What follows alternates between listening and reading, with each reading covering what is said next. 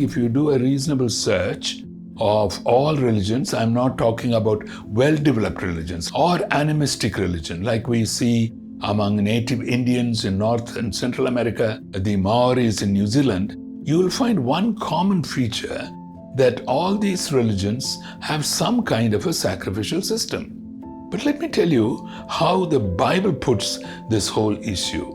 In the course of that 5th book called Deuteronomy, he makes a very important point that when you do what is right, you will be rewarded, and when you do what is wrong, you will have to suffer punishment. Therefore, punishment for evil is a consequence of wrongdoing, which we practice in our schools, in our examinations, in our judicial system. So it is not at all a bloodthirsty kind of a thing.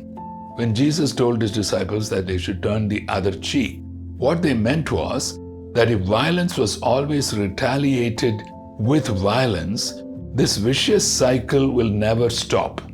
So somewhere, this violence has to be absorbed. And that's what Jesus does. Ultimately, when you and I who have chosen to follow Christ, when we make the statement, Jesus died for me, we are taking a small part of a large picture in which Jesus, by his death, absorbs the consequences of all evil. It's not that God is bloodthirsty, because you cannot stop evil.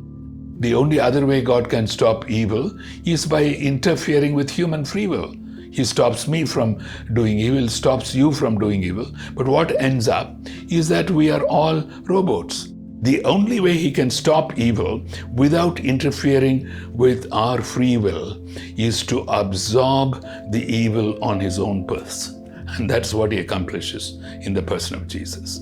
So it is not that God turns out as a bloodthirsty God. So all the evidences of violence that you read about in the Old Testament, even punishments that he authorizes himself, is only to show that this is the smaller picture of the big picture of what God will ultimately do for us in the person of Christ.